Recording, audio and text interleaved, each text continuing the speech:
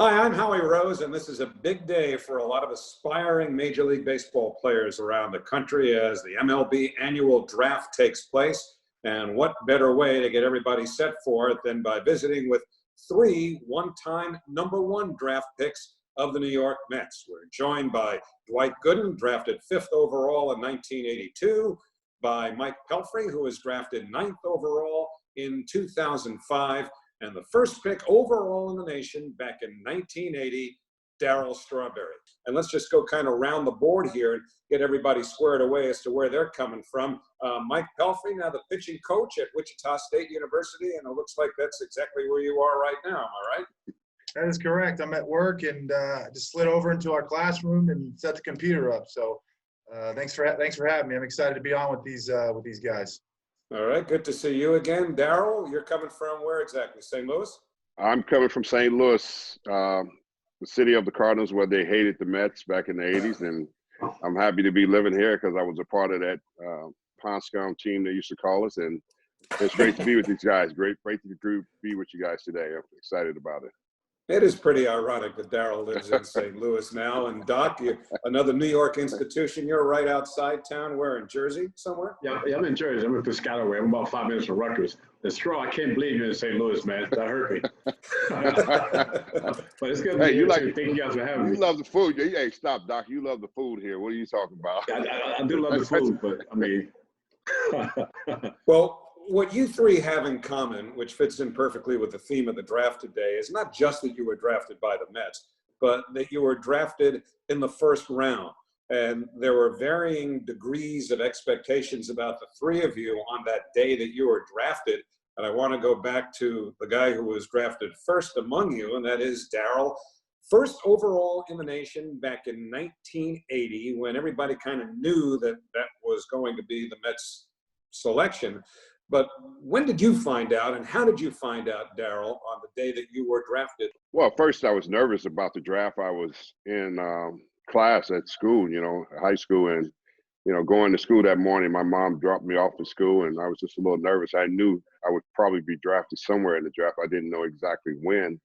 And then they came and got me out of class in the middle class and said, you've been selected as the #1 pick in the draft by the New York Mets. And I said, where the heck is New York at?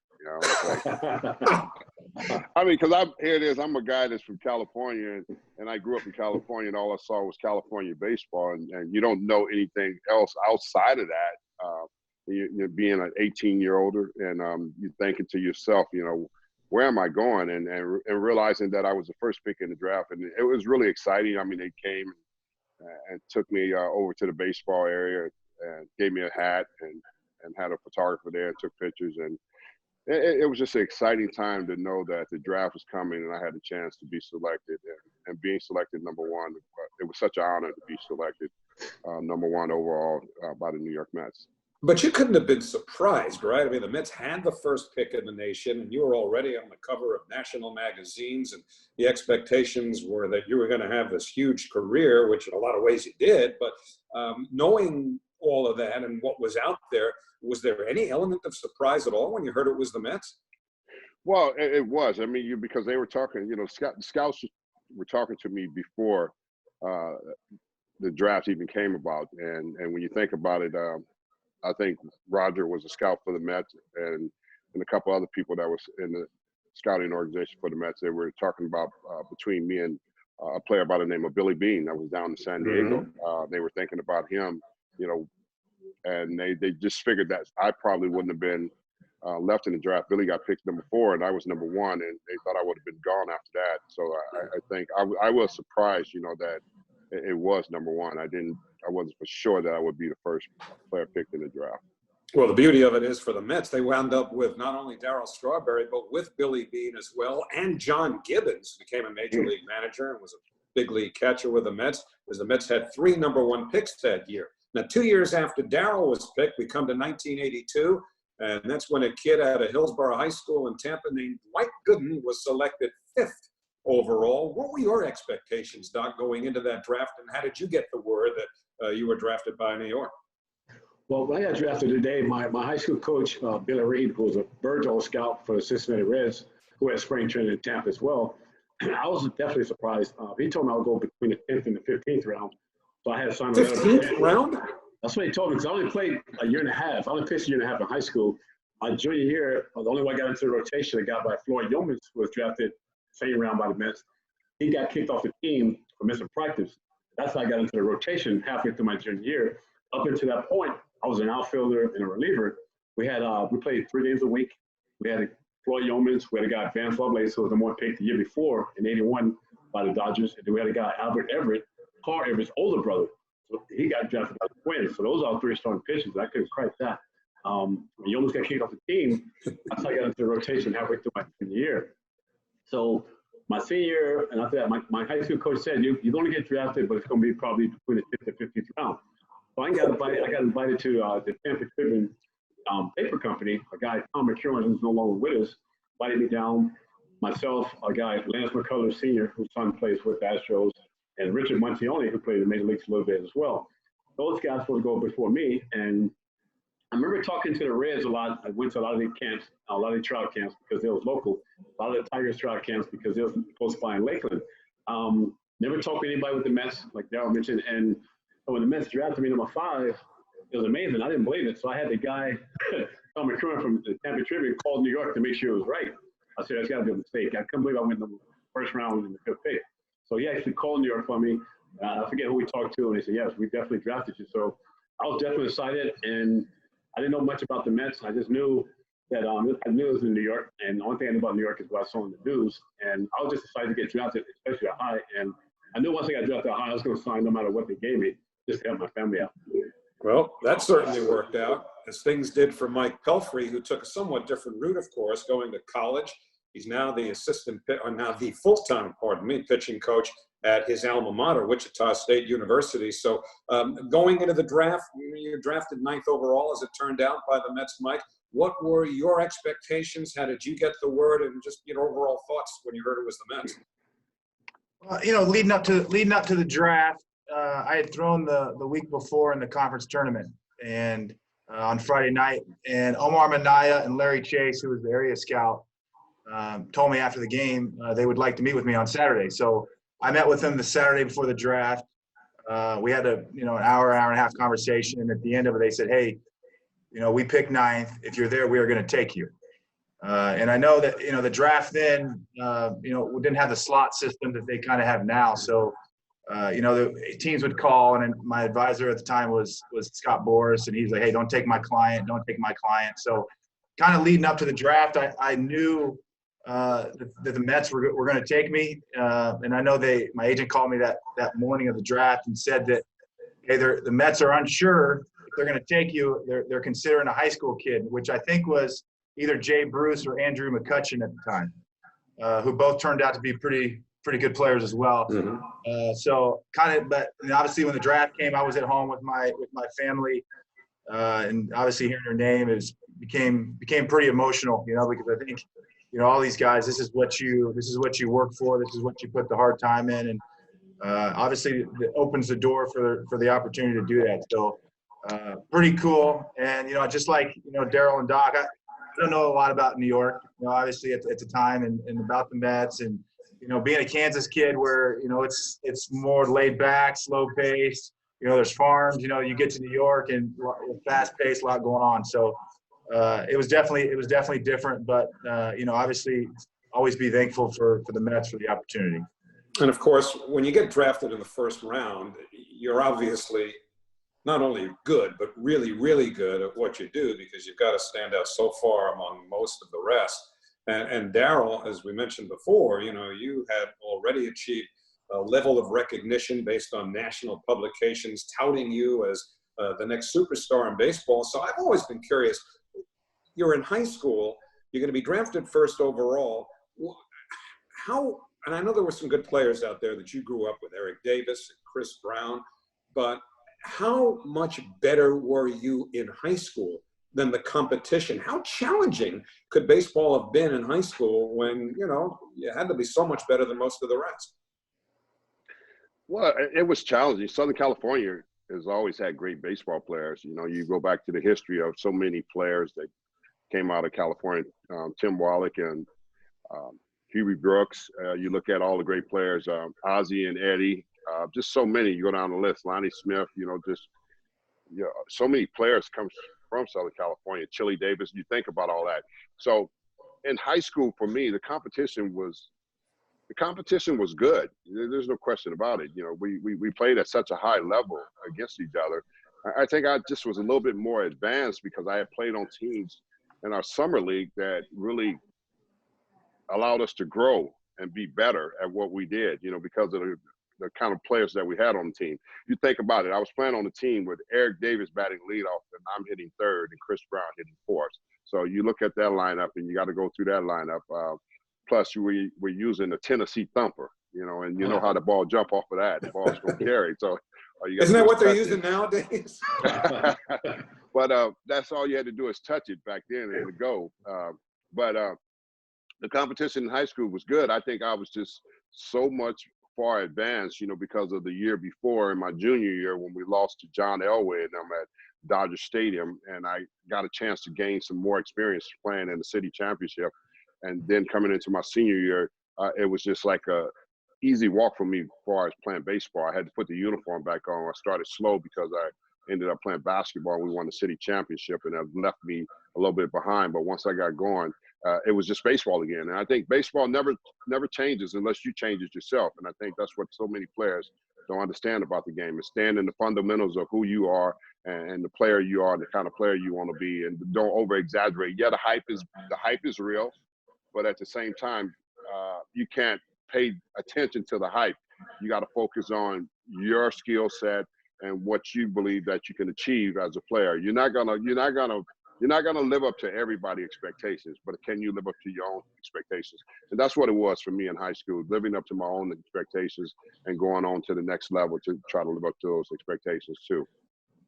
Well, Doc certainly lived up to the expectations and quickly becoming Rookie of the Year in 1984, just 2 years after he was drafted. The following year, 1985, Doc, you go 24-4 and have a signature season that's still talked about in New York today. But the one thing I'm trying to figure out is if the work that I did researching your high school career before you were drafted is correct. In your senior year, you went 7-4. So 3 years after you're drafted, you lose 4 games in an entire Major League Baseball season, and somehow you lost 4 games as a senior in high school? How the heck did that happen? Well, my senior in high school, it wasn't that good. My junior year was loaded. We had those guys I mentioned before. My senior, we had really nothing. I mean, I would pitch like Tuesday, Friday, if we were playing a big game and it was close, I would come in relief and start Saturday. Plus, I played shortstop, different positions. But like with Strawberry, he actually, with Darryl, he made my job a lot easier to transition going to Major League. So I just followed his lead. He kind of took me on his wings in spring training of '84 and just talked to me about, preparation, preparing yourself on and off the field. And that kind of made it easier dealing with the media. He had already went through those things, so it made it. It wasn't easy, but he made it a lot easier to transition. And then for my performance, I mean, I had a great team behind me. Had a great catcher. In '85 was Carter. Great leaders on the team. Darryl, Ray Knight, Keith Hernandez, Gary Carter. Great pitching coach, Mel Stoudemire, and Davey brought me along slow my rookie year in '84. After the All-Star break, then he said, "Just on your own." So by having great veterans on the team, and see what Darryl went through the previous year in '83, it made my job a little easier. But as he mentioned, '85 after the All-Star break, the expectations became bigger. The expectations I had for myself became bigger. And then playing in New York, it takes a different breed. Like Darryl, he made it sound easy, but you have to be mentally tough playing in New York. I mean, you have to. Like you said, a lot of guys have success in other places. They come to New York, they don't do as well. But it takes a different breed playing in New York, and he was able to handle it on the field anyway. Now, Pelf, we talked about how Doc and Darryl got to the big leagues pretty quickly. You're drafted in 2005, and the next year, and I know a lot of that has to do with having been advanced as a college pitcher, but the next year, 2006, you make your major league debut for the Mets, who were in the midst of running away with the National League East. Did that make it any easier for you? Because I think it came up in July, and really the divisional race was all but decided by then. But how difficult, or maybe easier than that, was the adjustment for you just 1 year after being drafted, pitching in the big leagues? Well, I think it was. I think it was tough. I mean, obviously at that level, it's pretty difficult because those guys are pretty good, and it takes a little bit of time. Looking back, my first year in 06, I'm, up before the All-Star break, make 2 starts for the All-Star break, and, looking back now and thinking about it now, was I ready?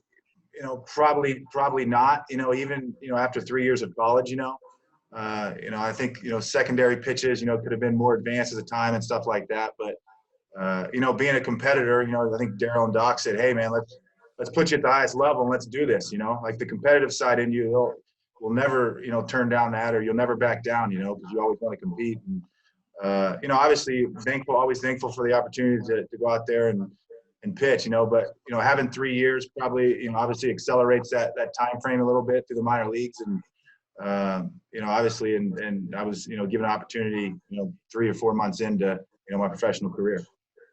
Being a first-round pick, and this is really for any one of the 3 of you, comes along with, a certain notation that, as such, you are expected to be a prominent big league player.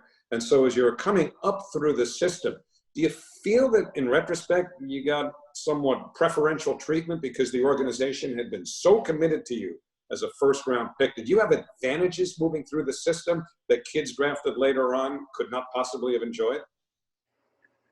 I would say no. I would say it was all a equal playing field, once you got to that level of playing at the minor league levels. Because if you wasn't ready to move to the next level, I don't think the organization was going to move you. I mean, they moved me step by step. And, of course, after getting through Jackson and having a year when I became a baseball player after winning the Texas League MVP, the development skills started to arrive in such a different way, and they could see that.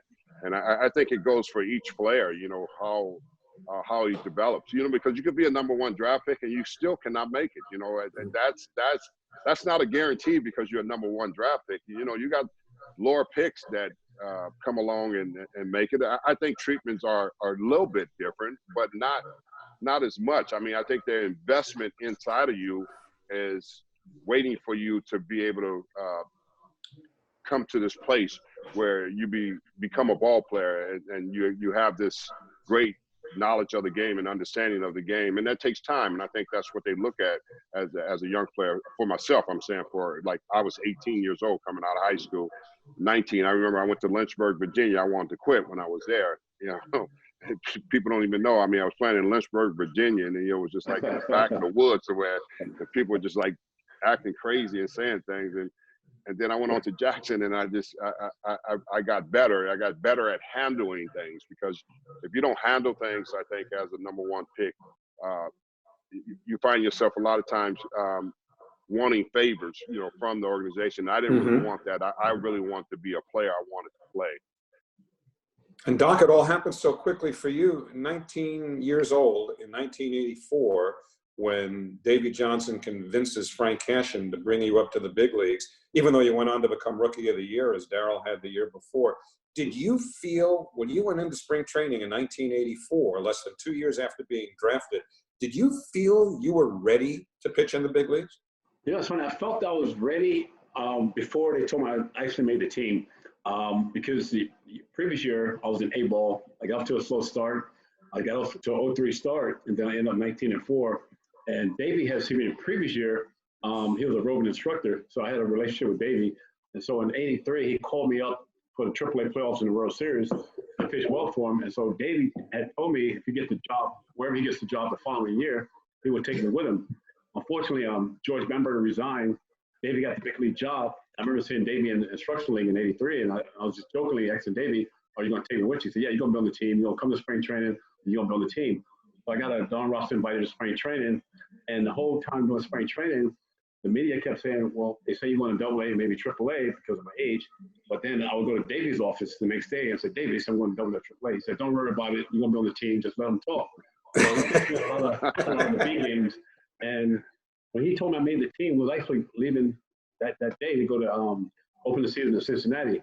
And it was like the 5th inning. He told me, congratulations, you made the team. At that point, when he told me I made the team, that's when you start questioning yourself. Am I ready?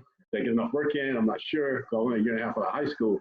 But he brought me along slow, and that kind of helped me along the way. Where the first couple of starts against kind of weak teams. I remember my first start against Houston, I got the win. I only went 5 innings. I remember my father asked me, how did you feel? I should win a lot of games. My next start in Chicago, I got knocked out in the third inning. And my dad asked me the same question.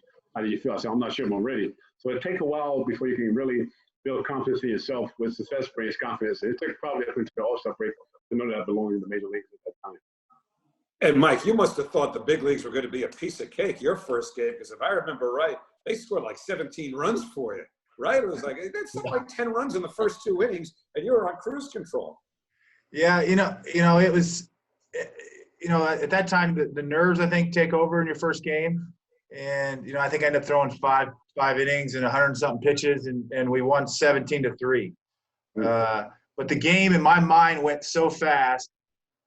They told me I was done. I didn't know like it was the fifth inning. Like it was. I remember standing on the mound and legs shaking and being nervous, and I remember being on the mound and viewing kind of like everything's in a magnifying glass. Everything was kind of larger in life, But yeah, anytime you get 17 runs of support, behind you, and they're going to make you look good. So you better figure it out and find a way to get through 5. So pretty fortunate. That calmed your nerves a little bit getting that run support. Well, if there was never any question that Darryl Strawberry was going to be a big league baseball player, maybe in the back of his mind, and I wonder, Darryl, if before you signed with the Mets, if, say, UCLA came to you and said, we're giving you a full ride basketball scholarship and then you can play in the NBA when you're done, would you have taken that in a heartbeat? No. No. Because I was a baseball player. I had a scholarship to Oklahoma State for basketball and baseball, but in my mindset, I was a baseball player. That's what I grew up watching. I grew up watching the Cincinnati Reds. I grew up watching Pete Rose play. I grew up watching guys like Dave Parker play. Of course, the Dodgers. I grew up watching these guys play, and I just loved that. And I knew I was a baseball player. I would wear my baseball hat. I put my wristbands on, and I stand in my room and with my mirror and just look in it and just pretend like, hey, I'm a big league ball player, and that's what baseball is really all about. If you don't believe it, you can't achieve it. And I think that's why we all sit here, because we believed it at some point. Being a number 1 draft pick could have been way over our head, getting to the leagues and the nerves, and like Pel said, nervous and all the things. Yeah, we all experience that. But eventually that goes away, and you become a baseball player. You're putting on a uniform to do what you always have done. It's a childhood game. You play Little League and stuff like that. The game never changes. The game is fundamentally sound. All you have to do is develop yourself. And I think that's what we learned going forward as a number 1 pick or low draft pick. If you learn the fundamentals of playing baseball, you'll become a great player. And all you got to do is keep the game simple. It's like, keep it simple, stupid. We get stupid at times, but we have to keep it simple. And we have to stay within the game, and you have to stay with it. You're not going to get a hit all the time. You're not going to get a home run all the time. You're not going to strike this guy out all the time. You got to learn to accept those kind of things in the game. And I think that's what was really important for me to understand and be able to accept.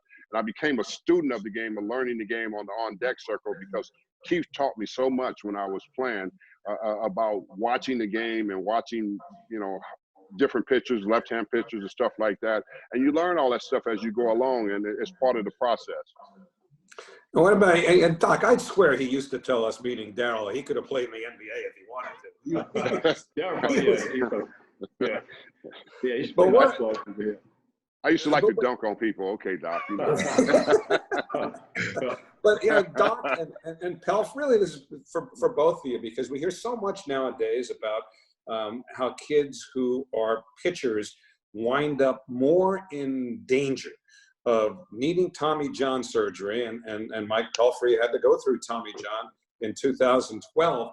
Is it important to play other sports? Especially if you're a pitcher, is it important to play other sports on your way up towards draft age, so that you're not taxing one part of your body more than it needs to be at such a young age, to where you might wind up breaking down earlier than you should?